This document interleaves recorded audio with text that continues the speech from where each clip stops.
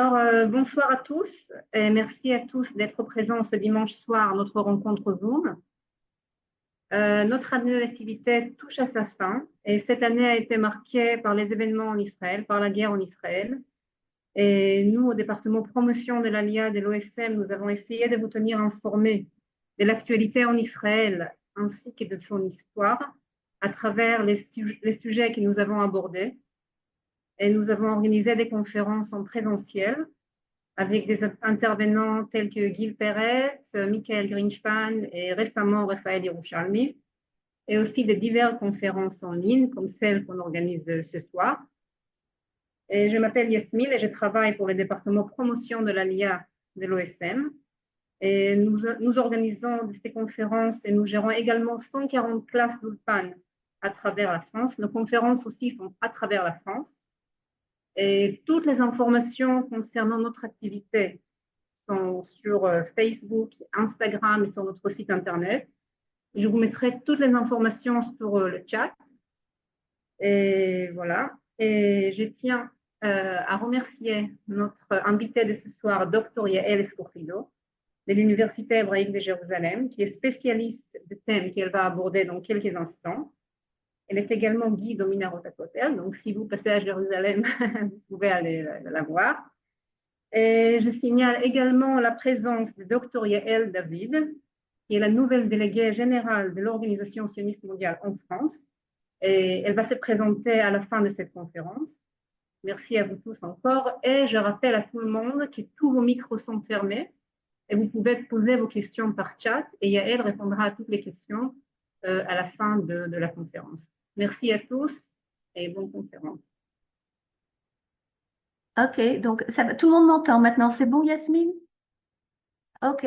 Alors, bonsoir à tous. Moi, je vous parle de Jérusalem et je suis très, très, très contente et heureuse et honorée de voir qu'il y a tellement de monde avec nous ce soir.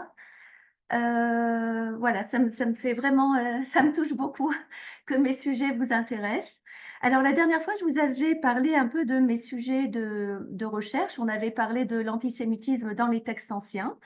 Et maintenant, en fait, je voudrais vous parler de mon sujet, enfin de mon travail, en fait. Je travaille depuis près de 15 ans dans un endroit formidable qui s'appelle en hébreu Minarot à Kotel HaMaaravi, donc les tunnels du Kotel. Et donc, évidemment, ce soir, nous allons parler du Kotel. Alors, avant de vraiment rentrer dans le sujet, on va d'abord voir ensemble qu'est-ce que nous appelons aujourd'hui le Kotel HaMaaravi. C'est l'endroit de culte pour les Juifs. En fait, le Kotel, j'espère que vous voyez bien mes flèches, hein. Le Kotel, c'est cet endroit-là, ce rectangle, là où prient les Juifs, on va dire, depuis à peu près 400 ans. La longueur du Kotel aujourd'hui est de 57 mètres de longueur. Il fait, dans sa partie exposée, un peu moins de 20 mètres de hauteur, pour une largeur à peu près, on va dire, de 4,5 mètres. Donc, vers la partie sud, je ne trouve pas ma flèche, là voilà, vers la partie sud, c'est la section des femmes et la section des hommes se trouve vers la partie nord et elle est un tout petit peu plus grande. Ce qui est très, très, très important à signaler, c'est que quand nous prions sur ce petit espace qu'on appelle en hébreu à Kotel HaMaaravi, eh bien, en fait, nous ne prions que sur un tout petit bout d'un très, très, très long mur qui continue surtout vers le nord et un petit peu aussi vers le sud. Et ce qui est aussi important à signaler, c'est que quand nous prions sur cette partie du mur, eh bien, en fait, nous ne prions pas à la base du mur. Ça veut dire que le mur continue en dessous pour à peu près une dizaine de mètres en dessous, vu que la ville de Jérusalem était bien plus basse il y a 2000 ans en arrière. Alors, avant de rentrer vraiment dans le vif du sujet et l'historique du Kotel HaMaaravi, je voudrais rappeler le nom Kotel HaMaaravi. Alors d'abord, on appelle ce mur en français, le mur des lamentations, en anglais, the Wailing Wall, on n'aime pas tellement ce mot, hein, le mur des lamentations, mais on est obligé d'en parler quand même, parce que c'est comme ça qu'il est appelé, on va dire, dans beaucoup de langues dans le monde entier. En fait, le mur des lamentations est une expression qui vient des populations arabes qui qui, je pense, à partir du XIVe siècle, déjà voyait les Juifs se lamenter devant ce mur. Et donc, l'expression en arabe, c'est El Mabka, ça veut dire le lieu des pleurs. Et en fait, cette expression de se lamenter, eh bien, elle a été adoptée d'abord en anglais, The Wailing Wall, et après, en fait, elle a fait, on va dire, un peu le tour du monde.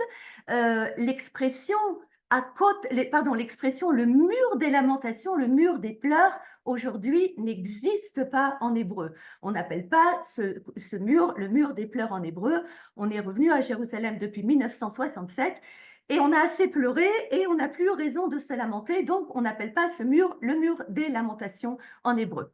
Alors, ce qui est important aussi à soulever, c'est qu'en hébreu, on dit Kotel Amaravi. Alors, je veux bien être d'accord avec vous pour le mot Maharavi. Maharavi, ça veut dire ouest en français, on va traduire par ouest. Donc, on est sur le mur occidental, le mur de l'ouest. Par contre, le mot, si on avait voulu dire le mot mur en hébreu, on n'aurait sûrement pas dit le mot kotel, on aurait plutôt dit le mot kir ou le mot choma. En fait, le mot kotel n'est pas en hébreu. Le mot kotel, c'est un mot en araméen. Le mot kotel n'existe pas dans les écrits de la Bible, ou plutôt il n'existe que dans une seule et unique source. Vous l'avez ici en hébreu, je vous l'ai souligné en hébreu, c'est dans le Cantique des Cantiques, le deuxième chapitre au verset 9, il y est écrit Haomed achare kotlenu mashgiach min achalonot metzitz min acharakim. Donc il observe derrière notre mur et il se tient derrière notre mur et il observe par les fenêtres et regarde, on va dire, à travers les fentes. Et c'est la seule et unique source où le mot kotel apparaît dans la Bible. Donc le mot kotel n'est pas de l'hébreu, le mot kotel est un mot araméen. Donc quand on dit kotel à Maharavi, Maharavi est de l'hébreu, kotel est de l'araméen. Voilà pour les détails du mur qu'on connaît aujourd'hui. Alors on va retourner en arrière parce que on va parler des questions suivantes. En fait, on va se demander qui a construit ce mur, on va l'appeler le kotel, et on va se demander mais quelle était sa fonction à l'origine. Et puis, on va se demander, est-ce que les Juifs ont vraiment toujours prié près de ce mur? Et puis, on va se demander aussi, depuis quand on a des témoignages des Juifs qui viennent régulièrement dans ce qu'on connaît aujourd'hui comme étant le Kotel Amaravi. Et la question qu'on va aborder, c'est la question suivante, à se dire pourquoi les Juifs ne prient que cette toute petite partie du mur qui ne fait que 57 mètres, alors que le mur continue très très loin vers le nord. Mais je pense que déjà vous avez déjà vu sur cette photo qui est qui exprime bien ce qui se passe aujourd'hui. En fait, vous voyez très bien que le mur est bien recouvert. Donc en fait, on n'en voit qu'une petite partie. Mais je ne vais pas vous en dire plus. On va avancer doucement. Donc en fait, pour comprendre ce qui se passe dans l'historique du Kotel Amaravi, eh bien évidemment, il faut d'abord retourner sur ce qui se passe historiquement au niveau de la construction du temple. On ne peut pas dissocier l'histoire du Kotel de l'histoire du temple. Donc, on va revenir aux sources. Et quand on revient aux sources, eh bien évidemment, on revient à la Bible. Dans le deuxième livre de Samuel, au chapitre numéro 7, le roi David a un projet. Le projet de David, alors, il est dans un royaume qui est plus ou moins calme, il y a un peu moins de guerre, et donc David a un projet, il veut bâtir un temple pour le Dieu unique. Et ce qui est assez impressionnant dans ce deuxième livre de Samuel, c'est qu'au départ, Dieu apparaît à David et il n'accepte pas son projet de construction du temple.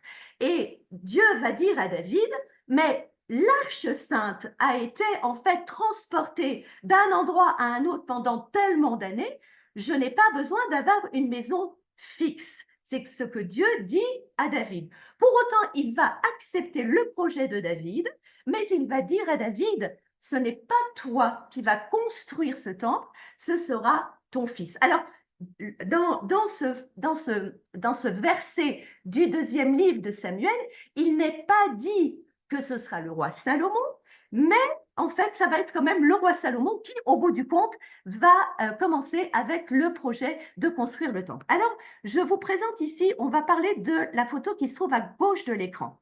Imaginez Jérusalem, une montagne. Ça, c'est le sommet de la montagne. Ça, c'est le flanc sud de la montagne, le côté sud de la montagne. Et la ville de David, la cité de David, se développe à ce niveau-là. Le roi Salomon, lui, va monter vers le nord, sur le pic de la montagne, et sur le pic de la montagne, eh bien, il va bâtir le premier temple à Jérusalem. Cette montagne, dans la tradition juive, porte un nom très spécial. On appelle cette montagne la montagne du Moria, le Har HaMoria. Et donc, sur le pic de la montagne, vous avez ici maintenant le dessin à droite, eh bien, vous avez le temple de Salomon et vers le côté sud, vous avez la ville qui se développe vers le côté sud. Donc, le temple de Salomon a duré 410 ans, puis 410 ans plus tard, eh bien, les Babyloniens ont conquis la ville de Jérusalem. Et quand je parle de David et Salomon, j'ai oublié de préciser qu'on est à peu près 3000 ans avant Jésus-Christ. Hein. 3000 ans en arrière, 1000 ans avant Jésus-Christ, 3000 ans en arrière, 1000 ans avant Jésus-Christ. Voilà. Donc, les Babyloniens, après 410 ans que le temple de Salomon ait été bâti, enfin, que le temple de Salomon soit sur le mont Moria, eh bien, en fait, les Babyloniens ont détruit le temple de Salomon et les Juifs ont quitté Jérusalem. On appelle ça le premier exil, l'exil en Babylonie. Et d'après la tradition juive, ils sont restés 70 ans en Babylonie. Et ce qui est important, c'est de savoir qu'en Babylonie, c'est là justement qu'ils ont appris cette langue, l'araméen. On a parlé du kotel, on a dit que c'était de l'araméen. Eh bien, en fait, c'est la langue que les Juifs se sont mis à parler alors qu'ils étaient en exil en Babylonie. Donc, après 70 ans d'exil, les Juifs reviennent à Jérusalem et là, sûrement où Salomon avait bâti un premier temple, eh bien, ils bâtissent un nouveau temple qu'on appelle le deuxième temple de Jérusalem. Alors, ce qui est très important à souligner maintenant, et c'est ce qui va donner, on va dire, c'est ce qui va donner la suite des événements, c'est que le deuxième temple de Jérusalem est beaucoup plus petit que le temple de Salomon. Les Juifs reviennent après 70 ans.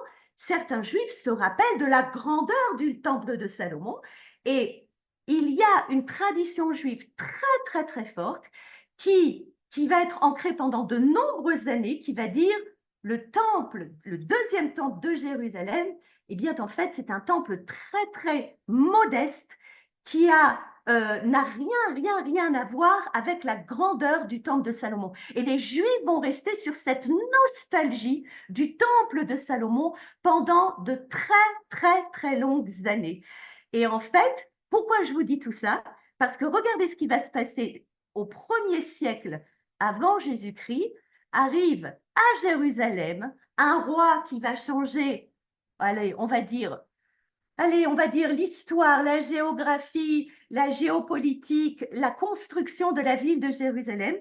Je vous présente en fait le roi qui a laissé le plus d'impact sur la ville de Jérusalem jusqu'à aujourd'hui, inclus aujourd'hui. Il n'y a personne comme le roi Hérode qui a laissé tant de traces dans la ville de Jérusalem.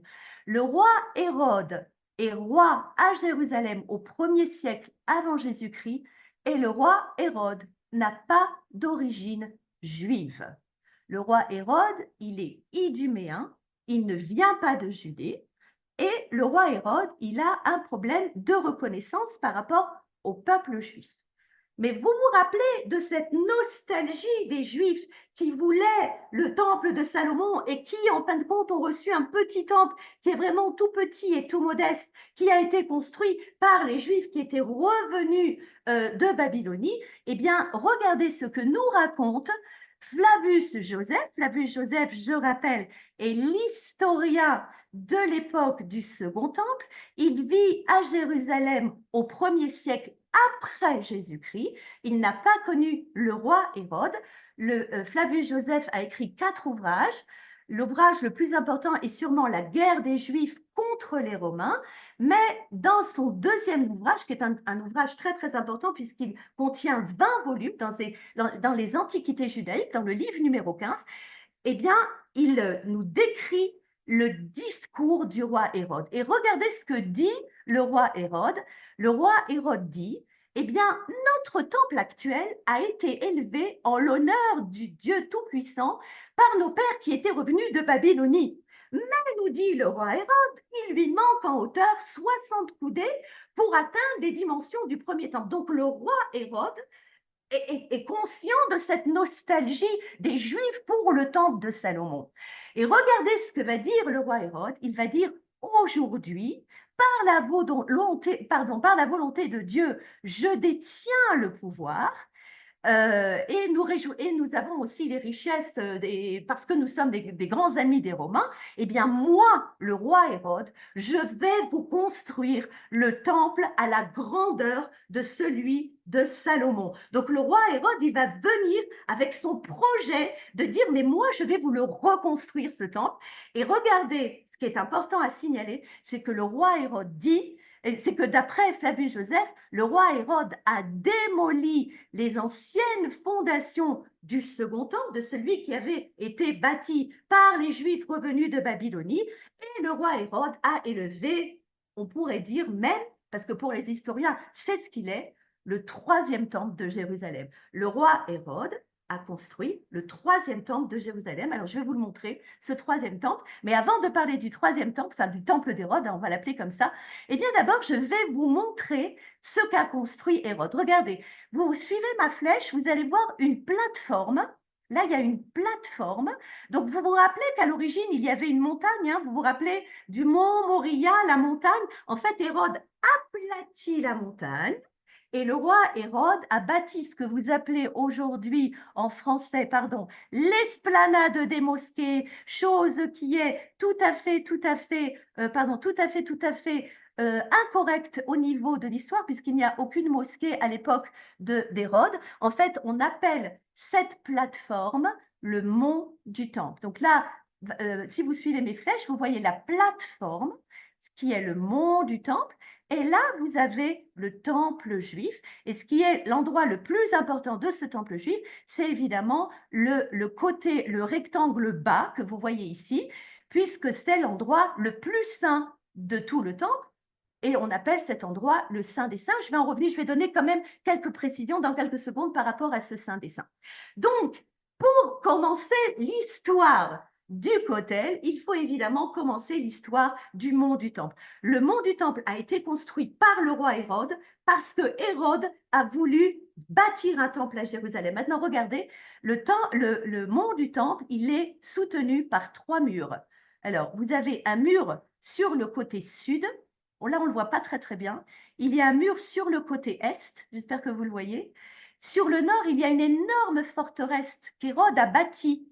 Il a appelé cette forteresse la forteresse Antonia, d'après son grand patron, le fameux Marc-Antoine. C'est Hérode qui bâtit cette forteresse pour protéger le mont du Temple et le temple juif. Et ce que nous avons devant les yeux, c'est ce fameux Kotel Amaharavi, le mur occidental, 488 mètres de longueur. Tout le mur, toute sa longueur, du côté sud jusqu'au côté nord de l'autre côté, fait 488 mètres de longueur. Donc, si vous voyez maintenant, on l'a vu dans la première diapositive, si vous comparez avec ce que nous prions aujourd'hui, vous voyez bien que là où nous prions aujourd'hui, ce n'est qu'une toute petite section d'un très long mur. Alors, on va donner quelques explications par rapport au mur d'origine. Ce mur n'est pas un des murs du temple. Ce mur n'a aucune connexion avec le temple juif. Ce mur, il n'a qu'un seul rôle et son rôle est de soutenir le mont du temple. Sur le mur occidental, il y a 4 portes. ici, on ne voit pas la porte qui est le plus au sud, sur le côté nord-ouest. Ici, il y a une deuxième porte. Vous voyez ici une troisième porte. Et si vous allez dans les tunnels du côté La Maharavi, eh bien, vous pouvez voir cette quatrième porte, celle qui est le plus au nord, qui est une porte très, très, très, très importante pour la tradition juive, puisqu'elle se trouvait on va dire pratiquement en face du lieu où se trouvait le Saint des Saints. Donc, 4 portes sur le mur occidental. Sur la photo, on n'en voit que 3. Ce qui est important aussi à préciser, c'est cette rue que vous voyez près du mur occidental. Vous voyez cette rue. En fait, cette rue, c'est là où prient les Juifs aujourd'hui. Alors, ce n'est peut-être pas le même niveau, mais que représentait cette rue il y a 2000 ans? Eh bien, en fait, cette rue, c'était le marché de Jérusalem. Donc, imaginez-vous, là où on prie aujourd'hui, à l'origine, c'est un endroit de marché. Parce que quand on arrive à Jérusalem il y a 2000 ans, on doit acheter à boire, à manger, on doit acheter des sacrifices, on doit échanger de l'argent. Je vous rappelle quand même qu'on avait l'obligation de venir à Jérusalem pendant les 3 fêtes de pèlerinage qui sont Pessah, Shavuot et Sukkot. Ok? La Pâque, la Pentecôte et la fête des tabernacles qui a lieu au mois d'octobre, qui sont d'ailleurs toutes les 3 des fêtes qui sont liées à l'agriculture de la Terre Sainte. Alors encore une chose très très importante, là je vous ai mis ici en photo, regardez, vous avez les pierres d'origine d'Hérode. Regardez, les pierres d'origine d'Hérode ont toujours une bordure. Il y a toujours une bordure autour des pierres d'Hérode, et c'est comme ceci qu'on reconnaît les pierres d'origine du mur. La prochaine fois que vous venez à Jérusalem, la prochaine fois que vous allez en pèlerinage sur le mur, faites bien attention aux pierres. Seules les pierres qui se trouvent en dessous de l'endroit où nous prions sont les pierres d'origine, puisqu'on arrive à les différencier, puisqu'elles ont toujours cette bordure, une bordure autour des pierres. Comme vous voyez ici sur la photo, j'ai du mal avec la flèche, je suis désolée. Voilà, la bordure qui se trouve autour des pierres. Seules les pierres avec une bordure sont des pierres d'origine. Alors, on va juste comme ça aborder comme ça en quelques secondes l'histoire du Saint des Saints, parce qu'on a quand même parlé du temple de Jérusalem. Alors, là, en fait, nous sommes sur le mur côté est. Vous avez l'entrée vers le temple, et là, vous avez le fameux Saint des Saints. Saint des Saints, en hébreu, on l'appelle ou Kodesh HaKodashim ou Dvir. Dvir du mot davar. Alors, si on se demande qu'est-ce qui se trouvait à l'intérieur de ce Saint des Saints dans le temple d'Hérode, n'allez surtout pas penser qu'il y avait l'Arche Sainte, les 10 commandements, etc., etc. Tout ça n'existe plus. En fait, le Saint des Saints est vide. Le Saint des Saints est vide. Alors, pourquoi cet endroit est tellement saint? Parce qu'en fait, d'après le Talmud, pas d'après la Bible, seulement d'après le Talmud nous dit que, rappelez-vous, la fameuse montagne à l'origine, où sur le pic de cette montagne, Salomon avait bâti un premier temple, eh bien le pic de cette montagne se trouvait à l'intérieur du Saint des Saints, dans le temple de Salomon, dans le temple d'Hérode. Cette roche est très précieuse dans la tradition juive. Nous l'appelons en hébreu Even Ashtia, la pierre de la fondation. D'après la tradition juive, Misham Ushtat Haolam, c'est de là qu'a démarré la création du monde. Le sacrifice d'Isaac et de nombreuses traditions sont liées à cette fameuse roche qu'on appelle la roche de la fondation. Voilà, ça c'est pour le Saint des Saints. Je rappelle quand même que dans le Saint des Saints, seule une personne avait le droit de s'y rendre. C'était le grand prêtre de Jérusalem, et il se rendait dans le Saint des Saints une fois par an, le jour de Kippour. Alors, on va faire un petit bond en avant. On doit avancer quand même pour maintenant avancer vraiment dans l'histoire du Kotel. Et on va se demander, et on va évidemment rappeler cet événement qui a lieu pendant l'année 70. Pendant l'année 70, arrive à Jérusalem Titus et les légions numéro 10, 15 et 18, je crois, les légions romaines ont détruit le temple d'Hérode. Alors, je ne veux pas rentrer dans la polémique maintenant. Pourquoi le temple d'Hérode a été détruit par les Romains alors qu'on vivait, c'est vrai qu'on a vécu pendant 100 ans une entente plus ou moins cordiale avec les Romains. le temple, pendant l'année 70, a été détruit par Titus. Mais ce qui est important à signaler, et ça je le précise, c'est que les murs de soutènement, donc, dont le mur du sud, le mur de l'est et le mur de l'ouest, n'ont jamais été détruits. Ils existent tous les trois jusqu'à aujourd'hui. Je répète, jusqu'à aujourd'hui, le mur occidental, donc à Kota al-Maravi, existe, le mur du sud à Kota al-Adromi existe, et le mur de l'est à Kota al-Mizrahi existe. Ce qui n'existe plus aujourd'hui, c'est la fameuse forteresse qui se trouvait au nord, que Titus a dû détruire pour entrer sur le mont du Temple et détruire le temple juif. Alors maintenant que les Juifs n'ont plus d'endroit où faire leurs sacrifices, mais quand ils vont venir en pèlerinage à Jérusalem, vont-ils se rendre? Et c'est là la grande question. C'est la question qu'on va maintenant se demander. On n'a plus de temple. Alors évidemment, il va y avoir des synagogues qui vont se développer un peu partout. Il va y avoir toute une liturgie, des prières, etc., qui vont remplacer l'histoire des sacrifices à l'intérieur du temple. Mais, et ça, il faut absolument nous le mettre en tête, c'est que les Juifs, pendant 2000 ans d'exil, sont toujours revenus à Jérusalem. Et ça, vous allez le voir par rapport au témoignage que je vais vous donner maintenant. Donc, on n'a plus de temple. Où les Juifs vont-ils maintenant venir à Jérusalem en pèlerinage? Alors, regardez, on va faire un bond de plus de 300 ans. Pardon, hop, hop, hop, c'est pas ça, c'est ça? Non, non plus. Hop, non. Oups. Voilà. Voilà. On fait un bond de 300 ans et on arrive en 333 avec un pèlerin qui vient de Bordeaux, donc qui vient de France, à Jérusalem. Ce pèlerin, évidemment, on est au début de l'Empire romain qui devient un empire qui a adopté le christianisme. Hein, on est au début de l'Empire byzantin.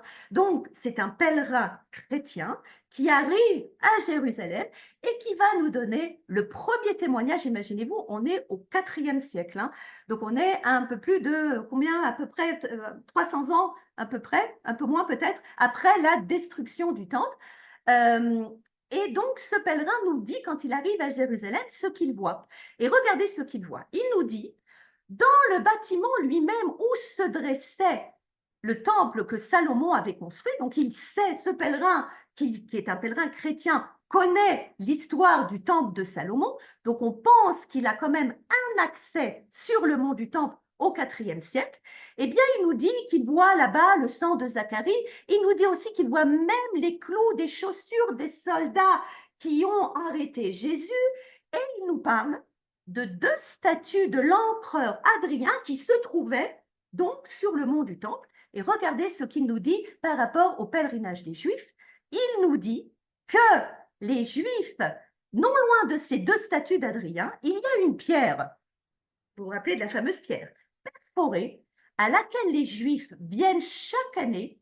Ils viennent et ils loignent cette pierre et ils se lamentent devant cette pierre et gémissent et se déchirent leurs vêtements avant de s'en aller. Ça veut dire qu'au IVe siècle, le pèlerin de Bordeaux, qui est un pèlerin chrétien, nous dit que les Juifs montent sur le mont du Temple, tout près de la fameuse pierre qui représente évidemment l'endroit du Saint des Saints, et ils se lamentent devant cet endroit du Saint des Saints, et ils pleurent, et ils y arrivent une fois par an. Oui, je pense que c'est ça, il dit une fois chaque année. Non, il ne nous dit pas une fois par an, chaque année. Donc, en fait, il nous donne quand même un pèlerinage assez régulier des Juifs. Mais ce qui est important, c'est qu'au IVe siècle, nous avons le témoignage que les Juifs montaient sur le mont du Temple pour pèleriner. Hein. Donc, on ne parle pas ni de Kota al-Maravi, ni de quoi que ce soit. On parle d'un pèlerinage sur le mont du Temple. Alors, maintenant, avant de vous montrer la diapositive suivante, ce qui est très, très important à comprendre, c'est que, comme on a vu avant, évidemment, les pèlerinages à Jérusalem, comme on a vu par rapport à la destruction du temple, je veux dire, les pèlerinages à Jérusalem, eh bien, ils vont être dépendants des constructions qui vont se faire à Jérusalem. On a vu, il n'y a plus de temple. Donc, on va monter sur le mont du Temple, mais il n'y a plus de temple, donc on se rend sur cette pierre. Mais Jérusalem, elle va être, vous savez, Jérusalem, c'est une couche sur une couche sur une couche. Jérusalem a été contrôlée par différents peuples et évidemment, les différents peuples ont laissé un témoignage de construction à Jérusalem. Et on est obligé de passer, évidemment, par ce qui se passe à la fin du 7e siècle. Parce qu'à la fin du 7e siècle, Jérusalem a été conquise par les musulmans et un certain Abdelmalek, en 691, a bâti ce dôme que vous connaissez. Quand vous venez à Jérusalem, vous le voyez. Et ce dôme, il porte deux noms. Il s'appelle ou le dôme d'or, parce que ce que vous voyez en haut, sur le haut, hein, c'est du vrai or, ou on appelle ce dôme le dôme du rocher. Mais alors, de quel rocher parle-t-on? Vous vous rappelez ce fameux Saint des Saints avec la roche qu'on appelle en hébreu Even Ashtia, là où a eu lieu le début de la création du monde d'après la tradition juive, cette pierre qui se trouvait en fait dans le Saint des Saints, aujourd'hui, elle se trouve, on suppose, à l'intérieur du dôme du rocher. Pour les musulmans, c'est sur cette pierre que Mohammed le prophète est monté vers le ciel. Donc, je vous montre ici juste le Kotel Amaravi, hein, vous le voyez ici, et vous voyez aussi le mur du sud qui existe juste toujours, et nous voyons ici le mur de l'ouest avec au loin, le fameux mont des Oliviers. Donc, maintenant, au 7e siècle, les Juifs, quand ils arrivent en pèlerinage à Jérusalem, et ils ont quand même un certain obstacle, c'est que sur l'endroit où il y avait le Saint des Saints et cette fameuse roche, eh bien aujourd'hui, il y a une construction qui s'appelle le dôme du rocher. Alors, on repose la question, où vont aller en pèlerinage ces Juifs? Et regardez bien, faites bien attention, on est au 7e siècle et je vais vous montrer encore d'autres témoignages et d'autres témoignages. Les Juifs arrivent régulièrement en pèlerinage à Jérusalem. Et regardez, par exemple, ce témoignage-là, non? Voilà, on est au 12e siècle et on a un pèlerin juif, cette fois-ci, qui s'appelle Benjamin de Tudela. Et il vient de Tudela, Tudela c'est en Espagne. Et en fait, c'est assez rigolo parce que ce Benjamin, en fait, il a un certain rêve. Son rêve, c'est il va d'un endroit à un autre, d'une communauté juive à une communauté juive, pour aller chercher en fait les 10 tribus perdues d'Israël. Et en fait, donc, il arrive aussi à Jérusalem. Et regardez ce que nous dit ce fameux Benjamin quand il arrive à Jérusalem. Il nous dit, alors, ce qui est aussi important, et évidemment, il y a des chercheurs hein, qui se penchent très sérieusement sur ces textes, c'est de savoir, quand on parle au XIIe siècle de certaines références qu'on connaît aujourd'hui, est-ce que ce sont vraiment les mêmes références? Ça, c'est vraiment un travail de chercheur. Alors, regardez, lui, il dit qu'à Jérusalem, il y a 4 portes, donc il donne le nom, la porte d'Abraham, la porte de Sion, etc.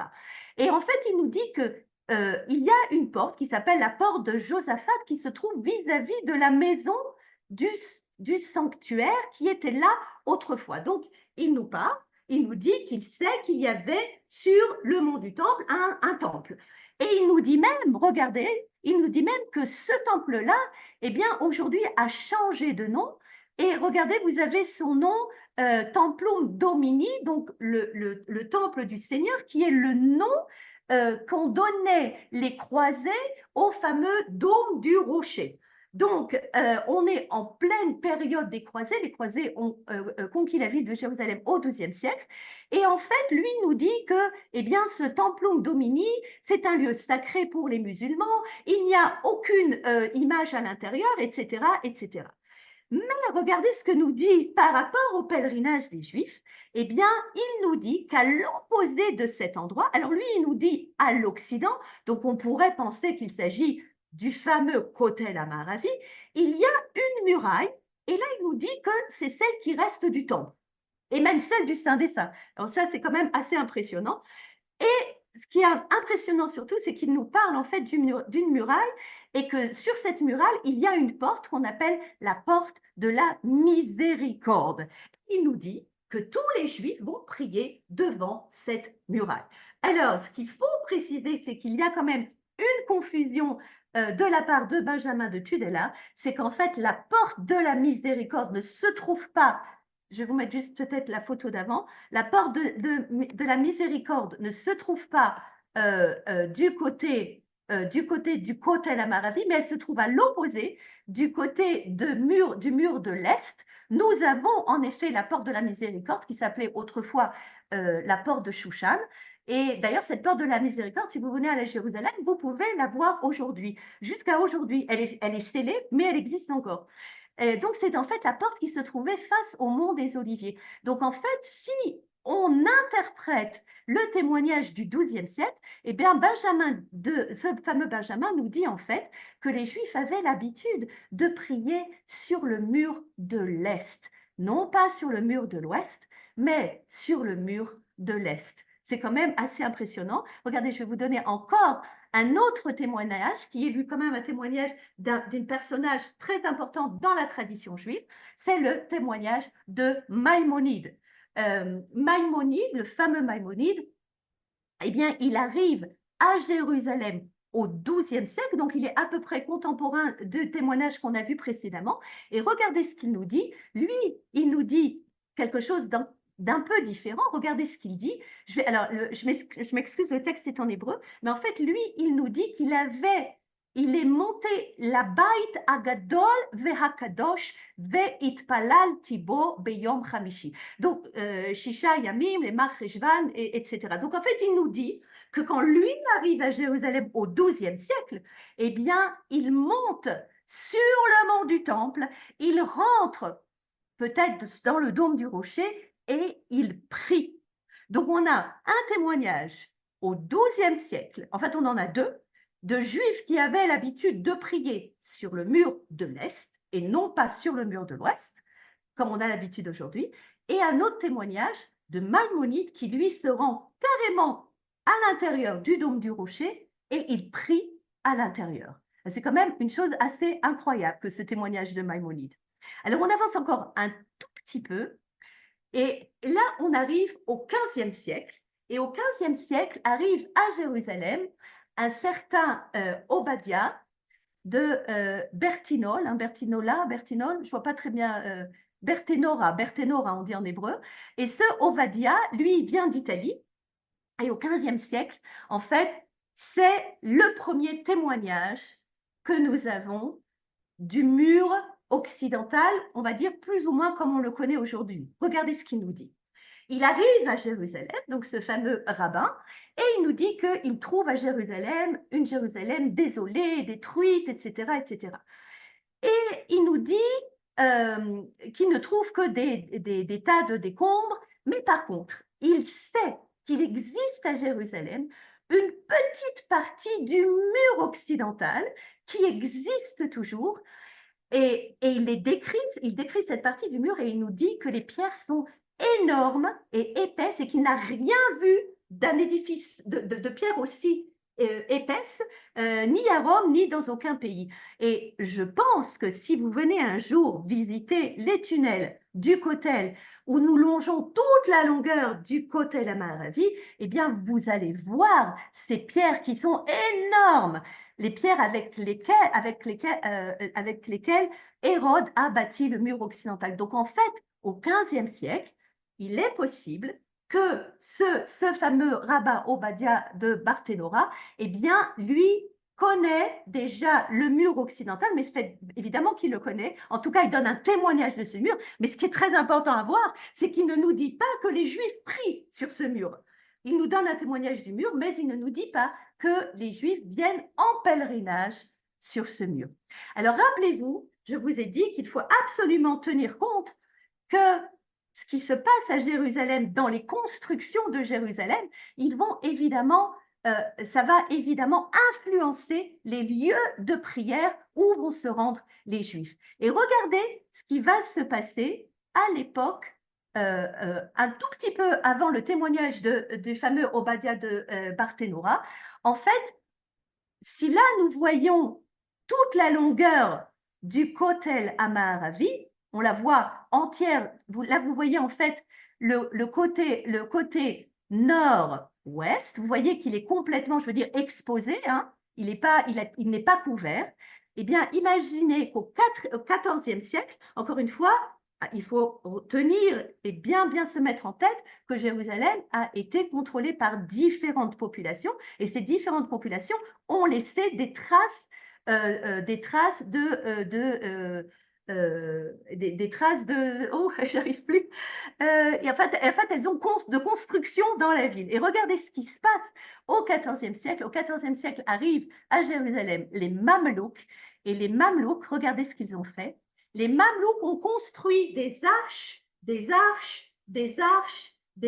tout près du Kotel Amaravi et les Mamelouks ont en fait recouvert 3/4 du Kotel Amaravi. Alors, si on se pose, là, si on essaie de trouver une réponse, enfin, c'est la réponse. Pourquoi, rappelez-vous, on avait évoqué cette question dès la première image. On avait dit, mais le mur fait 57 mètres. Pourquoi les Juifs ne prient pas toute la longueur du mur? Eh bien, c'est tout simplement que toute la longueur du mur se trouve en fait en dessous de constructions faites par les Mamelouks au XIVe siècle. Et donc, en fait, nous prions cette partie du mur parce que cette partie du mur est en fait la partie du mur qui est exposée. Alors, je vais juste, non, ça ne marche pas, hop. Attendez, je ne sais pas pourquoi il faut que ça se remette en marche, la vidéo. Donc, vous revoyez la construction des Mamelouks au XIVe siècle. Et là, je vais juste faire,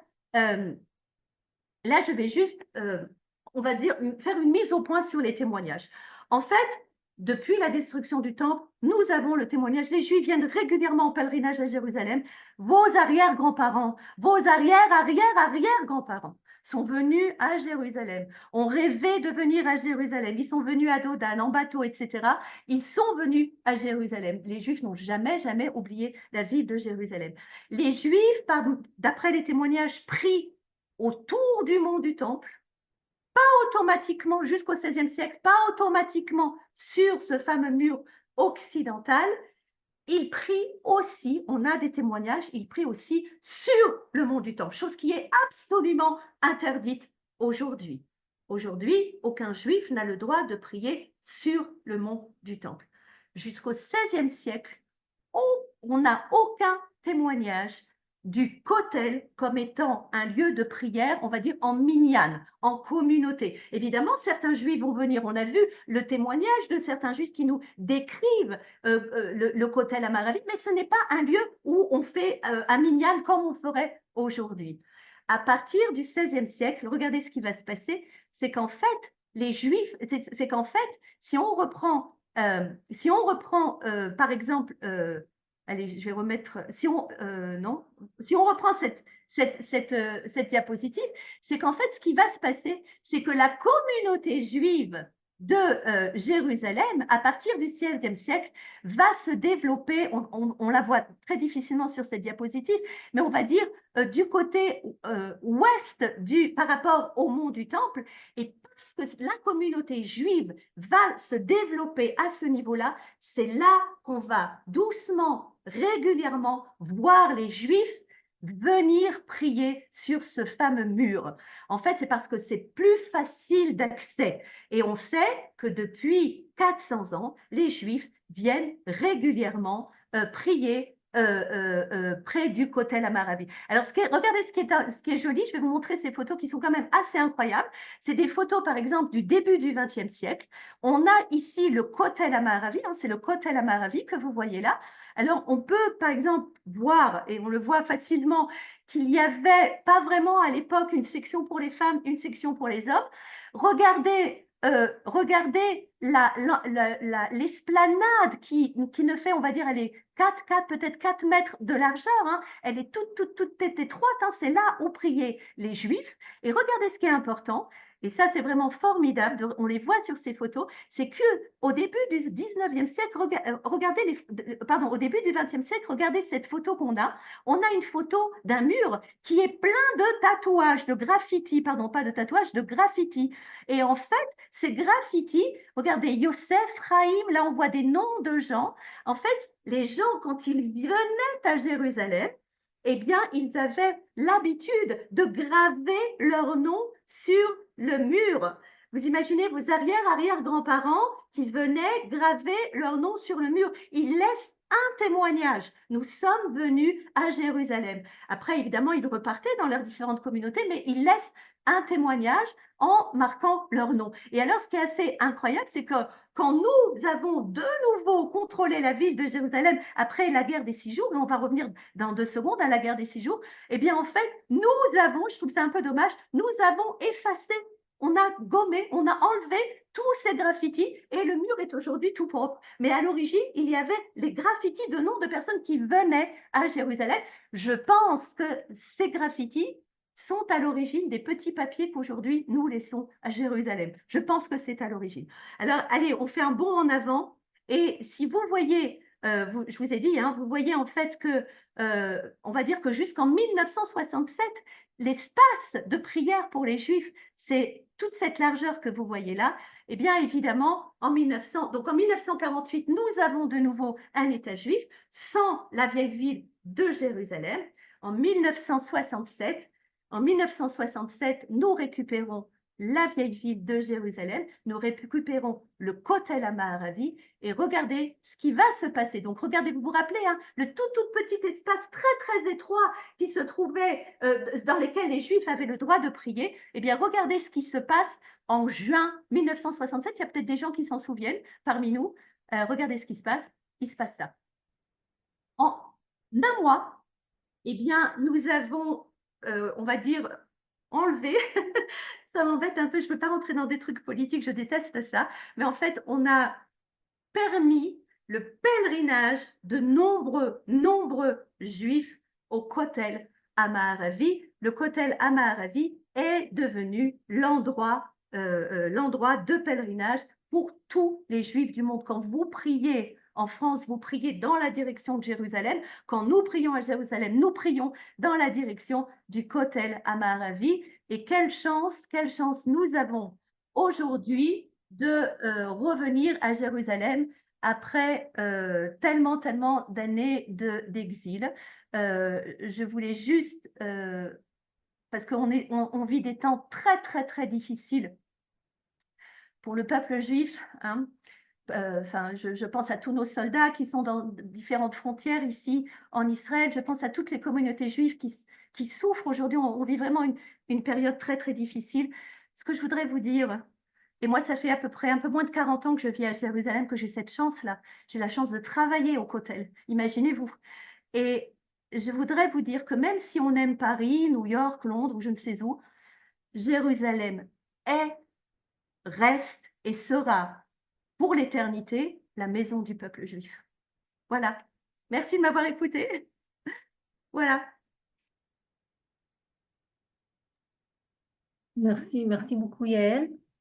Et, si tu veux, on va revoir un petit peu les questions qui ont été posées durant la conférence. Si on peut juste ne pas Tu as beaucoup de rentrer dans des compliments problèmes politiques. déjà. Tu as beaucoup de compliments. Oh, Merci c'est gentil. beaucoup, très intéressant, passionnant. Waouh. Bon, j'ai vu passer quelques questions, je vais essayer de les retrouver.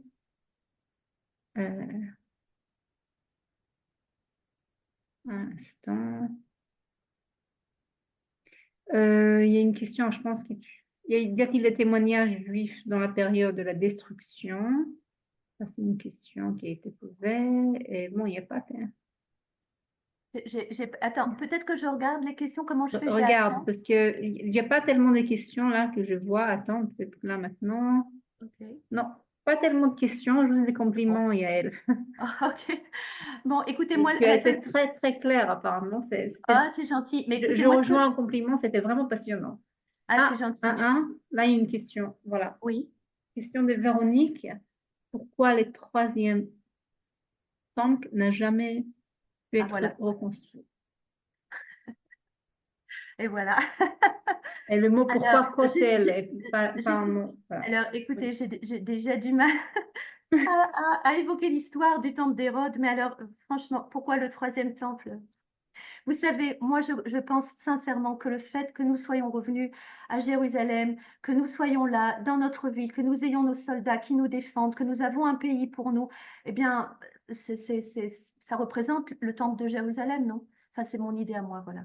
Mais sincèrement, j'ai beaucoup de mal à entrer dans ce genre de polémique. Le troisième temple, moi, je fais de l'histoire et là, je suis arrivée jusqu'au XIIe siècle. D'habitude, je m'arrête au 1er siècle. Donc, imaginez, voilà quoi. Voilà, je ne fais que de l'histoire. Je ne sais pas pourquoi on ne construit pas un troisième temple. Pour moi, le fait d'être venu à Jérusalem, c'est déjà très, très miraculeux. Voilà, merci à tous. Et en fait, voilà, venez à Jérusalem. Je sais que ce n'est pas une période très, très facile, mais on a besoin que les gens viennent visiter. On n'a pas beaucoup de touristes, donc venez nous voir et venez voir les tunnels du Kotel. On a maintenant deux parcours dans les tunnels du Kotel. On a un parcours classique où nous allons donc toute la longueur du Kotel Amaravi, mais on a aussi un parcours avec les nouvelles fouilles. Et en fait, on arrive jusqu'aux fondations du mur et jusqu'aux fondations de la ville d'il y a 2000 ans. C'est vraiment assez exceptionnel. Voilà. Merci Yael. Et j'appelle l'autre Yael, Dr Yael David, la nouvelle déléguée générale de l'Organisation sioniste mondiale en France, de se présenter. Elle vient de commencer sa mission. Yael, je te laisse la parole. Alors, merci beaucoup. Merci Yasmine. Je trouve que c'est une idée géniale de terminer une année comme ça avec un sujet aussi important. Merci à toi, Yael. Je dois dire que quand on chante le Dayenu le soir de Pessah, le soir de la Pâque juive, cette fameuse chanson où cela nous aurait suffi, cela nous aurait suffi. Alors, je te rappelle que le fait de rentrer en Eretz Israël n'était pas suffisant et qu'on s'arrête effectivement de chanter quand le temple sera reconstruit, non pas pour embêter qui que ce soit, mais que ça soit le moyen pour l'homme d'expier ses fautes et aussi de louer la grandeur de Dieu, puisque Dieu a demandé, dans la Bible en tout cas, une résidence sur terre. Donc je pense qu'effectivement, on est en bonne voie, on a traversé le désert, on a reçu la Torah, on est arrivé en Eretz Israël, et il est temps peut-être de passer à l'étape suivante. Je ne sais pas si c'est un temple matériel ou si c'est une idée, ça, effectivement, on peut en parler, mais en tout cas, le Dayenu ne s'arrête pas à Eretz Israël et il faut donc continuer, et heureusement, parce que ça nous met un Waze qui a tout à fait rapport avec ma nouvelle mission ici à Paris. Alors, je salue bien entendu les amis de Jérusalem que j'ai pu repérer. Je salue aussi les personnes prestigieuses qui se sont joints à nous. Et je pense que cette conférence était très claire. Je vais peut-être répondre à une question qui va me servir de tremplin. Quelqu'un a demandé pourquoi le mot kotel. Eh bien, c'est l'occasion d'apprendre l'hébreu. Vous savez que le département de la promotion de l'Alia, à Paris Yasmine, nous avons Nava aussi qui s'occupe des ulpanim. L'ulpan est très important quand on veut approfondir le judaïsme et la relation à la terre d'Israël. Donc, c'est l'occasion d'aller apprendre l'hébreu dans les plus de 150 classes d'Ulpan qui existent à travers la France. L'Ulpan, ça vient de Aleph, Bet, les premières lettres de l'alphabet. Donc, c'est le moyen d'apprendre l'hébreu.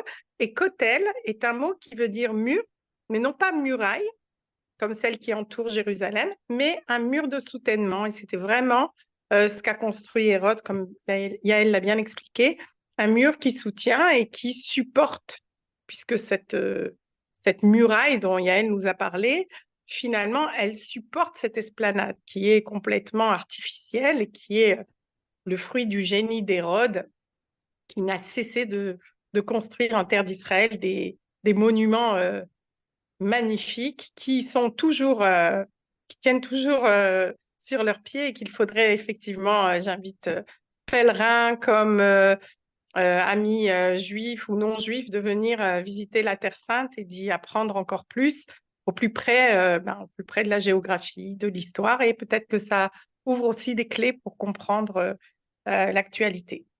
Donc, c'est notre dernier rendez-vous. Donc, merci encore Yasmine pour cette année magnifique. Merci à vous, les auditeurs. Quant à moi, eh bien, on va se retrouver à la rentrée. J'aurai un beau programme à vous proposer. Je serai à Paris pour 2 années, j'espère, riches. Une main tendue à tous ceux qui veulent s'instruire, apprendre, se rapprocher de ce que nos valeurs qui sont l'amour du peuple juif, l'amour de l'étude et l'amour de notre culture, de notre langue, de notre endroit qui est la la terre d'Israël. Tout ça fait partie tout ça fait partie du programme qui va être mené pendant les 2 années à venir par l'Organisation sioniste mondiale. Donc, je vous dis à bientôt, un bon été bien chaud. Pas trop chaud, mais voilà, j'espère quand même que on aura des bonnes températures clémentes, vu que la pluie est au rendez-vous ici. Et puis, encore une fois, merci beaucoup à toi, Yasmine, pour tout ce travail. Des vacances bien méritées aussi. Et merci à tous les participants. On se retrouve à la rentrée.